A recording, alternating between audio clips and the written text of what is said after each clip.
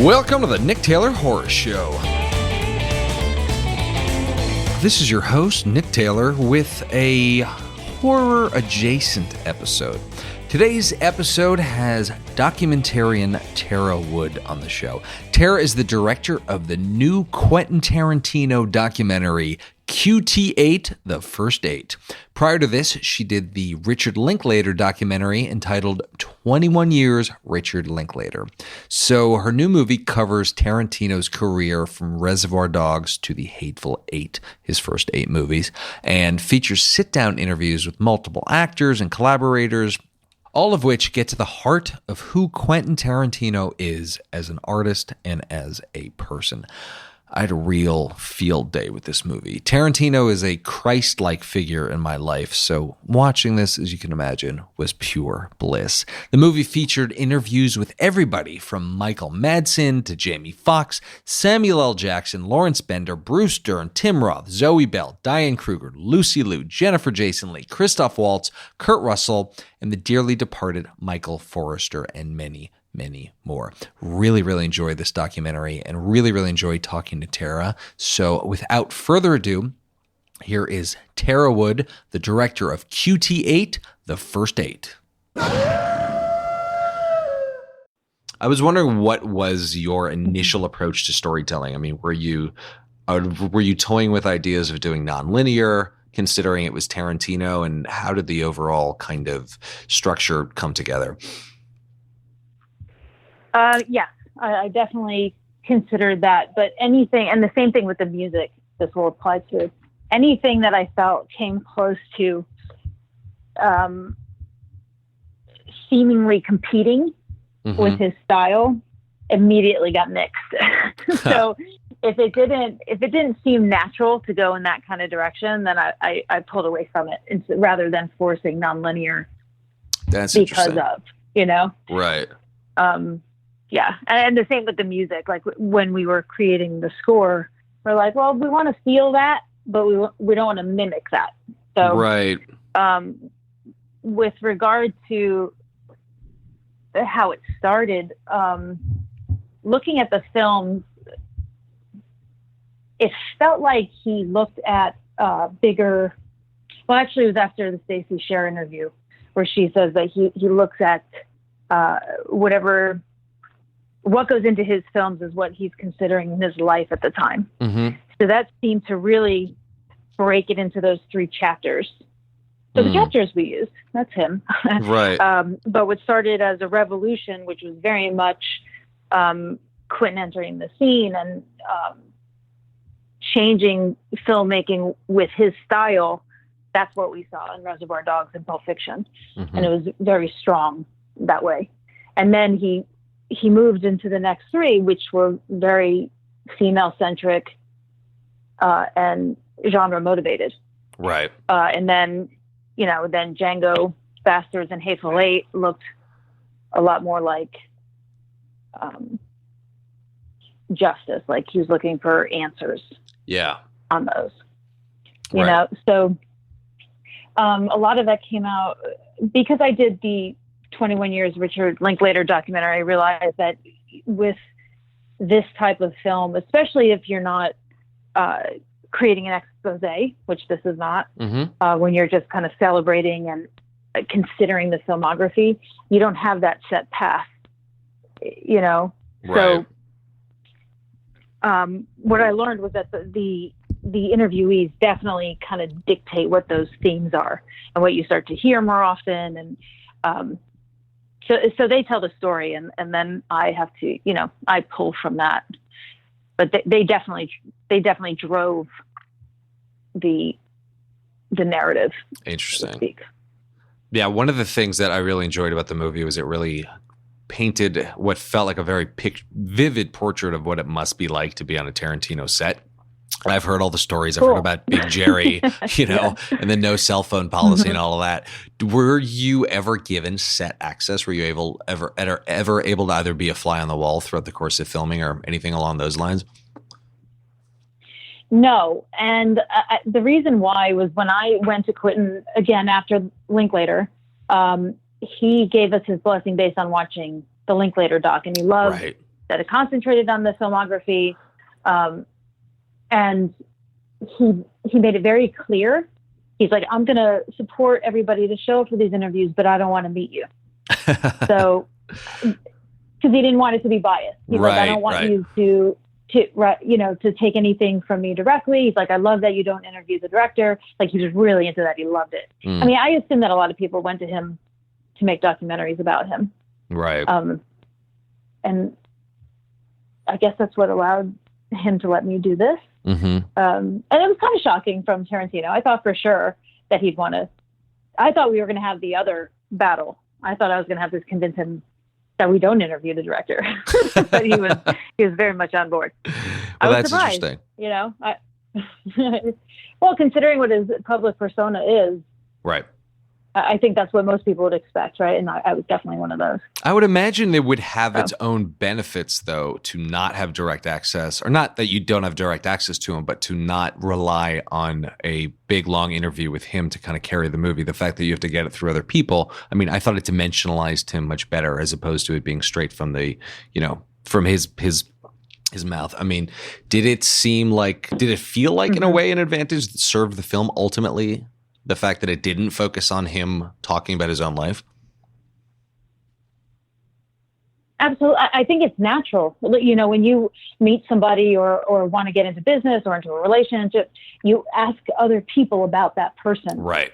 Right? Right. So it's kind of a natural way to go. So I think it's, now that he was so definitive going forward, because we're moving on with Tim Burton and David Fincher, hopefully. Oh, wow. I know. hopefully. That's awesome. But I definitely will not talk to them. Like Quentin, he's like most things with regard to film. He was right.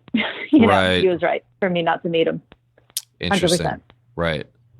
The reviews have been great, which is great. The audiences have been great. People, the reaction I like the best, and they watch this, they learn things that they didn't know.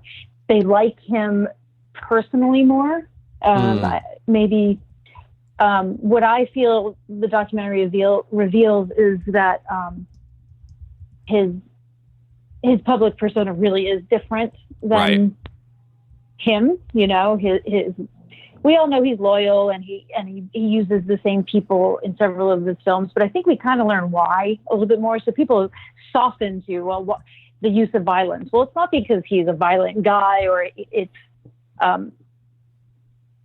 what does Sam Jackson say, or the N-word to scratch the nails on the blackboard. Like, there's a reason behind everything he does, and it comes from a place of care and interest and his constant exploration of human condition. I mean, it's much more interesting than the surface.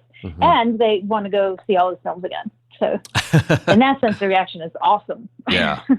Having done this documentary and having learned so much about him, and I remember hearing him in interviews talk about how every single movie he did, he put something very personal in it. And there was some quote along the lines of, if you're dealing with something and you don't channel it into your art, then you're just not doing your job right. And he's gone on to talk about how Kill Bill is deeply personal, but he does not tell people specifically what about himself he's putting in those movies. But that being said, considering all that you learned about him and the people that you spoke to, I would imagine you rewatched all the movies multiple times. What were some of the kind of insights or revelations you got revisiting his movies, knowing what you know about him now? I mean, what was it like to rewatch his movies through the lens of the experience that you just had learning about him? Kill Bill looks very different to me. I think that's where he... And people didn't say this. I'm definitely pulling this. Yeah. But the fact that she was raped and he explored how a woman feels after that, and how she's driven. That came after the. I believe he had heard about Harvey assaulting Uma at that time, right? That was during that time. Oh, wow. And the car accident happened. And so there's that scene too. again, nobody said this, Right. but that looks different to me. Kill Bill looks very different when she wakes up in the bed and she's holding herself and realizing that she goes after the doctor. That was interesting. Wow. Or the aide, excuse me, the nurse's aide.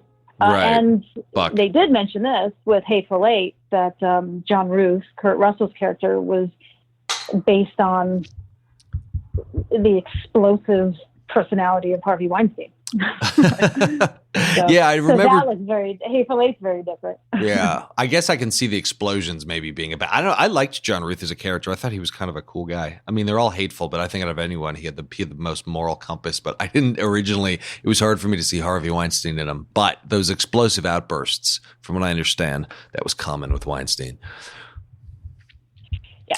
So and the fact that he used Zoe Bell in Death Proof after the accident that happened on Kill Bill with Uma. Oh, interesting. I didn't even think about that. Yeah.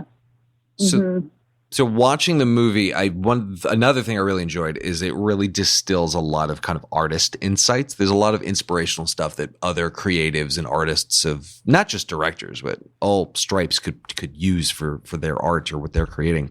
Did you set out to make something that was specifically for creatives and that was for, other artists that they could kind of pull from? Was that an intention?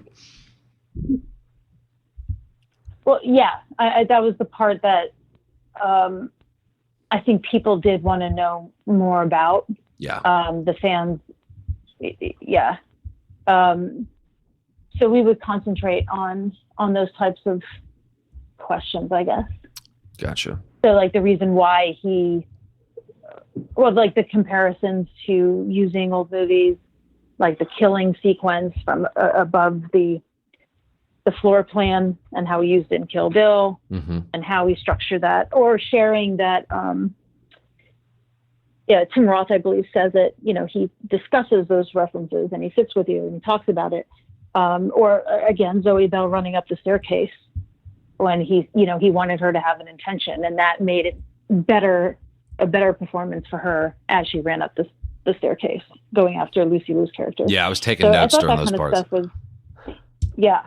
Yeah, it was all. So I found that stuff interesting. The way he does things. Yeah, because I mean, like you said before, there's meaning behind every decision that he makes and every choice he makes. I mean, he's just such a consummate artist in that regard. So there's fascinating stuff about his process. I could have watched something that was 3 times longer, so I really was enjoying it a lot. Not just being a Tarantino fan, but it was so much fun. So. I wish I could have. I would have watched a docuseries. 45 hours. Oh, man. Well, what I was wondering is, what were the most painful things to cut from the movie? I mean, what were some things that you really wanted to be in there that just didn't make the cut? Oh, geez, there's so much.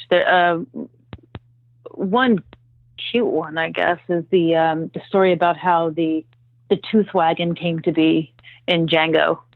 Oh. And it was because, I was like, that's, why? How did that come to be?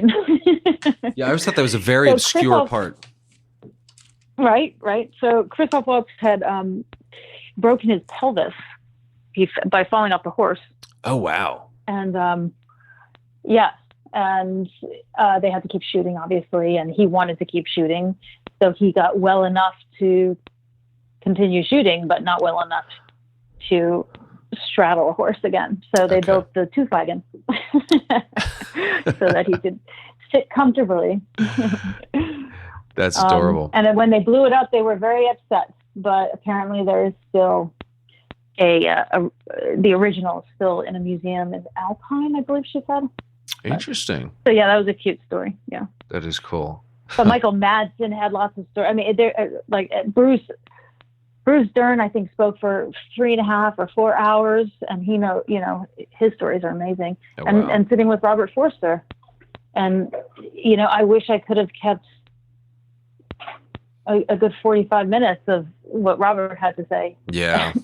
That was concentrated around Quentin and how Quentin, brought his career back from the depths, but in a very eloquent, loving way. A very Robert Forster way. Yeah.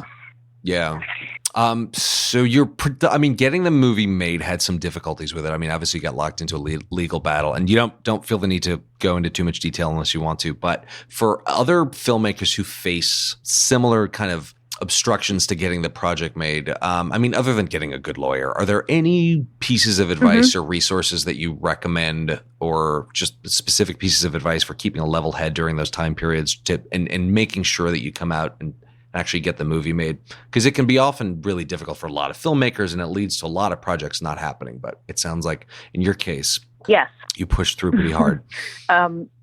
Yes, I have a couple bits actually. One, know the worth of the project and whether it does make sense, and if that matters. If money matters, then that definitely has to be considered.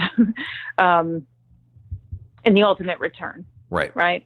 So don't fight just for the sake of fighting, I guess, is the advice on that side. The other is, when you do make your decision and you do find that it does have worth and is worth fighting for, don't listen to other people, because people will definitely, with regard to this, in my experience specifically and what I was up against, you can imagine I got a lot of advice to let it go, that I would never win this battle. But if you really believe in something, don't listen to that. Wow, that's huge. Yeah. Yeah. Oh, and when you're in the middle of it and it's absolutely horrible, just stop and give it a few days and then go back. Just take a mental health break. Because it could. Again, you can imagine the things, what I had to deal with this, and anger was a huge part of it at many stops. And I couldn't let the anger of not having the project destroy the forward movement of getting that back. Right. So, right. There's a lot of times you have to stop and just don't speak when you're angry, sort of thing. Interesting. Okay, I feel like that's great advice. Thank you. So you Uma probably said it best on the red carpet. Do you remember that? When somebody asked her about how she felt about Harvey? No, I don't remember that. What did she say? And she was seething. She said, I've been told, or no, she said, I have learned not to speak when I'm angry. So I am not going to speak right now. And I will get back to you when I am not angry. Interesting. Yeah. She had a right to be mad. Yeah. Usually go look at that. That was, woo. Like if her hair could catch on fire, it would have at that moment. Yeah. I'll definitely have to check that out. Did you have any conversations with her at any point? Yes, quite a bit. And she ultimately, obviously she didn't partake, but she, before I signed with Harvey, she was hesitant, and I didn't really understand why, because I knew her and Quentin were friends again. But then obviously I learned why. And then once Harvey bought the film, she went quiet, and I was confused by that. But then October 5th, and when the Me Too movement began, I learned why she was hesitating to come forward. When I finally did win the rights back, she still wrestled with it, and then ultimately she just couldn't bring herself to do it, which I actually did speak to Quentin about this. And his reaction was, I understand. So got it. I think Uma has a lot. There's probably more that we don't know, and she has every right to not feel the need to share that. So no, of course. That was a big disappointment, though. I would have loved to have Uma. Yeah. Because they had such a great time. Right. As Yeah. No, she was his muse for the longest time. As a filmmaker yourself, what were some of the most important lessons you learned from studying Quentin Tarantino and from doing this documentary that you are now going to apply for your career and your work? The importance of the attention to detail and the passion behind the detail. He knows where every single thing is on that set, and everything has meaning, and the character has background that's never even brought up. And, all of those details fuel your story. Mm-hmm. And sharing that with the people you're working with and learning how to, because, whoever my style, obviously, if I stepped into a narrative as a filmmaker, isn't going to be, I wouldn't go about it the same way, mm-hmm. but addressing it is definitely, that's probably what I learned the most as a filmmaker. Very cool. From him. Yeah. That's great. So the last few questions, were there what was some of the most, obviously you entered the movie with a conceived notion of who he was. What were some of the biggest surprises about him that came out when you were either researching or making the movie or learning about him from the people that he'd worked with? Were there any big surprises about him? The biggest surprise for me was that he is, I touched on it earlier, but that everything comes from, I think it starts in his heart. Right. That's why his characters are so great. That's why, his love of film, and that's why his technical side is so great. Like it all starts with love and passion. And he's brilliant. He's so, everybody knew pieces of these things, mm-hmm. But you didn't realize to the extent, like he has a huge heart and he has like a huge brain, right. And a huge passion. Like everything is huge and developed, and very specific.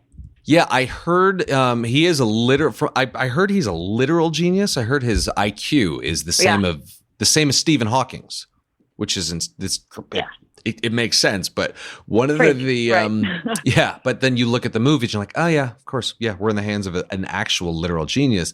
But I read that when it comes to IQ and when it comes to what people perceive of as genius, one of the highest cognitive indicators of genius is your memory. And he has such an encyclopedic memory of just seemingly every last detail of every movie he's ever seen, from which he can draw when he's directing and writing new movies, which I thought was really interesting, mm-hmm. that he can just memorize these little details. And not just the facts thereof, but the emotion with it. Right. The feeling. So he has the emotional memory and the feeling of it. Right. Exactly. Mm-hmm. Yeah. When I finally did meet him, he quoted lines from the Linklater documentary, from what people said in there. I was like, oh my God. It was crazy. I was like, wow, you're like everything and more about what everybody just said. Like when I sat down and actually met him, everything everybody said was like exploded in front of me. And like, wow, it was huge. And within 5 seconds, everything. And you just brushed on this before, but I wanted to reiterate it. I read in another interview that you were told by other people that Quentin Tarantino was all heart, and that's what inspired you to make the movie. So I would imagine you saw that you saw his actual heart unfold throughout the course of making the movie.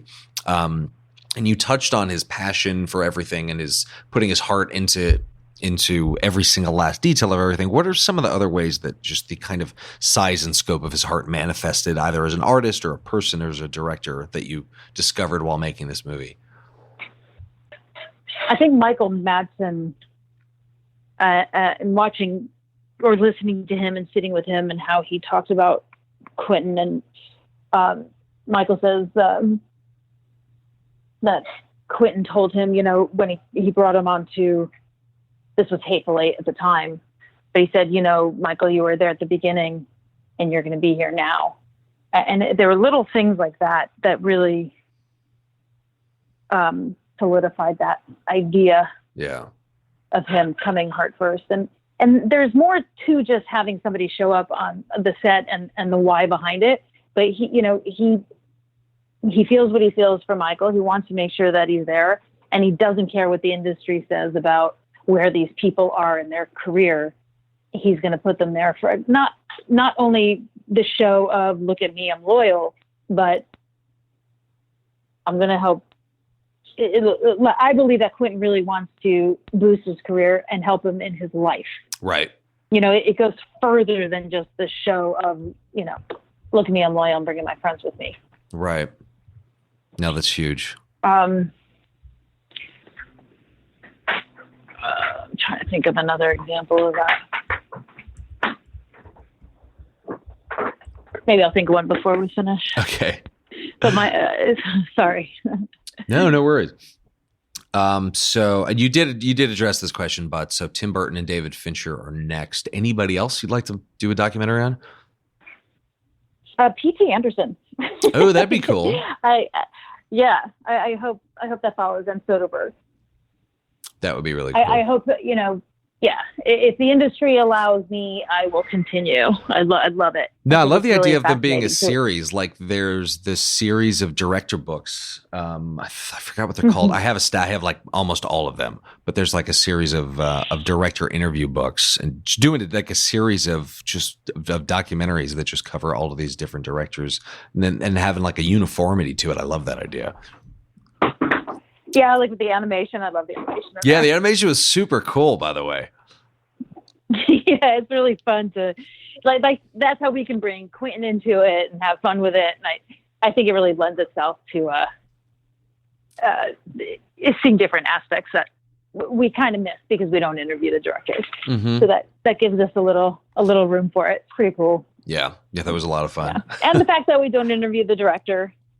So yeah. Dogs. So this is kind of a selfish question because I'm working on my own documentary, but were there any filmmaking?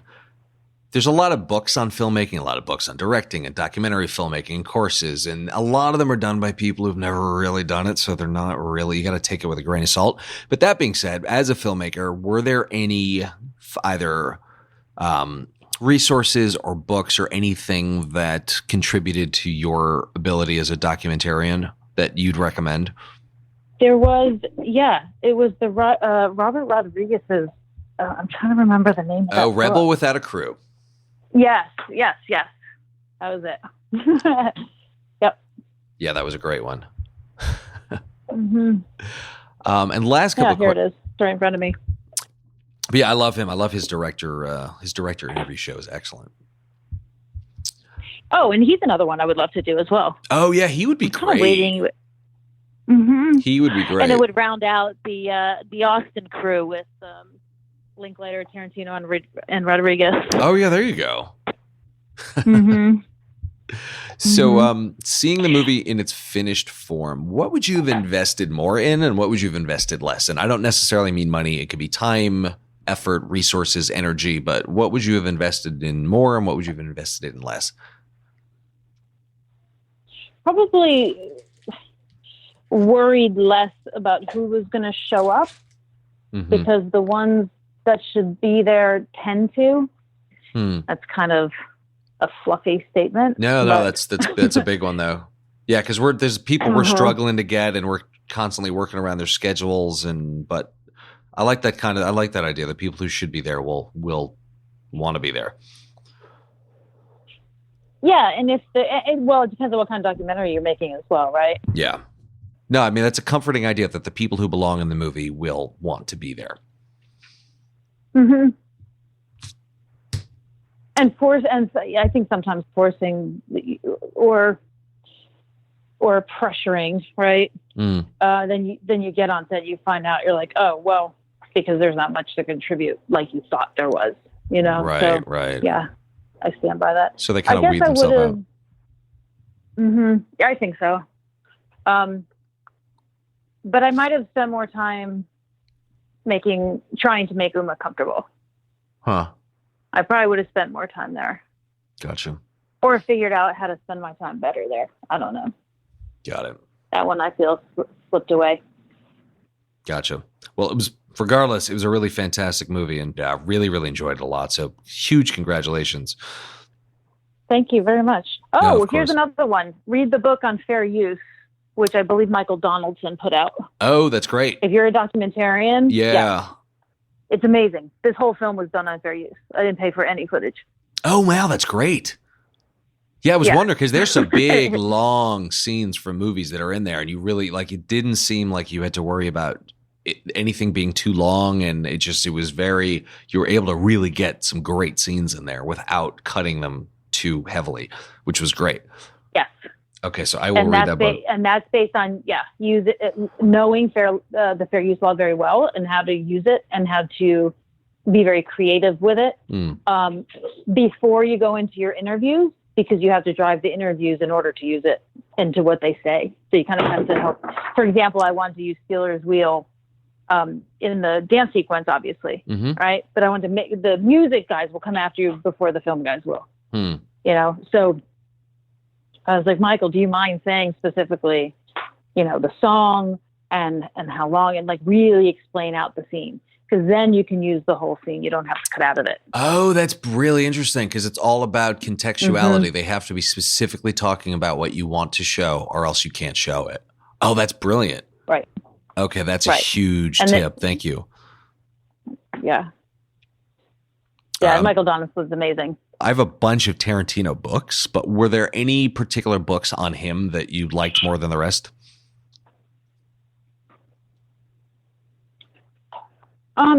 I started to read a couple and stopped. It was almost the same idea as not meeting Quentin until afterwards. Interesting. Okay. But Tom Schoen's Tarantino retrospective, I thought was nice. There's a couple other ones I had touched on, but I abandoned them relatively quickly. Gotcha. I really wanted to keep a clean slate with regard to stuff that wasn't already out there. Yeah. Yeah, I feel like it's important to do that as a filmmaker, or balance it anyway. Yeah. Yeah. And people have such strong opinions on him where they speak as though it's fact. Right. And that turned me off to a couple of them. No, that makes a lot of sense. Well, hey, Tara, this was really a lot of fun. Thank you again. This was fantastic. Bye. Bye. All right, guys. Thank you as always for listening. If you enjoyed this episode, please share it with your friends and family on social media. You can follow the show on Instagram at I'm Nick Taylor. Same handle on Twitter. That's I am Nick Taylor. And don't forget to subscribe on Spotify, Apple Podcasts, or wherever you listen. Thanks again for listening to the Nick Taylor Horror Show.